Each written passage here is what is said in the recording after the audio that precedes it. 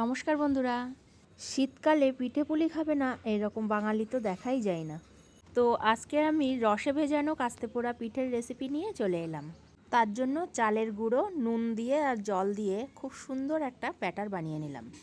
আর এদিকে একটা হাঁড়ির মধ্যে জল দিয়ে আর পাটালি দিয়ে একটু রস বানিয়ে নিলাম। রসটা একটু হালকা করেই বানাতে হবে, খুব বেশি ঘন করা যাবে না। আর মিষ্টির ব্যালেন্সটা ঠিক রাখার জন্য দিয়ে দিলাম একটু লবণ। এটা হলো মাটির খোলামুচি। এই মাটির খোলামুচিতেই কিন্তু পিঠেটা বানাতে হবে। আর এই পিঠেটা উনুনে বানালে সব থেকে ভালো হয়। নতুন খোলামুচি প্রথম উনুনে বসিয়েছি বলেই কিন্তু তেলটা একটু বেশি দিয়েছি। প্রথমেই শুধু তেল দিতে হবে, আর পুরো পিঠেটা বানানোর জন্য কিন্তু আর একবারও তেল দেওয়া লাগবে না। এই দেখুন, চালের ব্যাটারটা দেওয়ার পরে 2-3 মিনিট ঢাকা দিয়ে রেখেছিলাম। 3 মিনিট পরে নামিয়ে দেখুন কত সুন্দর ফুলে গেছে। আর এই পিঠেগুলো গরম গরমই তুলে রসের মধ্যে দিয়ে দিতে হবে। এই দেখুন, পিঠেগুলো তুলে নেওয়ার পরে কিন্তু তেল একেবারেই শুকিয়ে গেছে।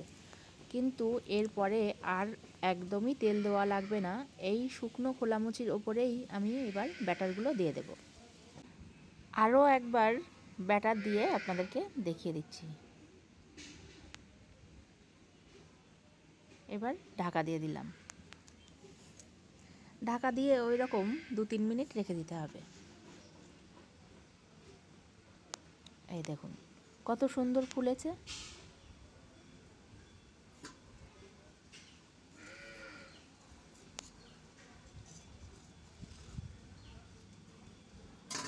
এভাবেই কিন্তু সব পিঠেগুলো আমি বানিয়ে নিলাম।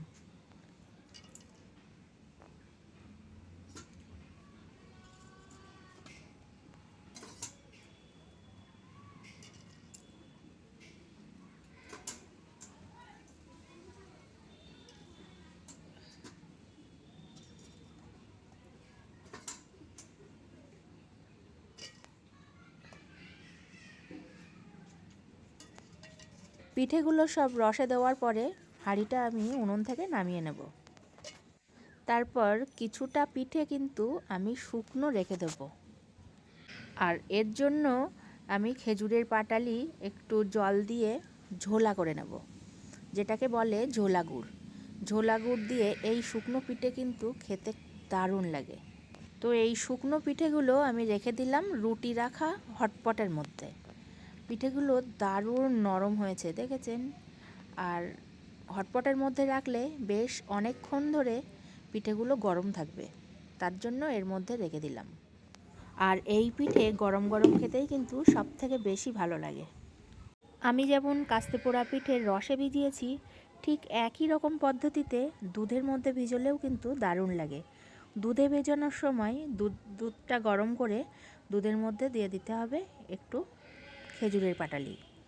তারপর পিঠেগুলো বানিয়ে গরম গরম দুধের মধ্যে ভিজিয়ে দিতে হবে। ওই পিঠেরও স্বাদটা কিন্তু খুব ভালো হয়। আর এদিকে আমি রসের পিঠেগুলো একটা প্লেটে তুলে আপনাদেরকে দেখিয়ে দেব কেটে, যে এর ভেতরে কত সুন্দর রস ঢুকে গেছে। পিঠেগুলো কিন্তু দারুণ হয়েছে। একটা কেটে আপনাদেরকে দেখাবো কত সুন্দর নরম তুলতুলে রসে টয়টুম্বুর হয়ে গেছে পিঠেগুলো।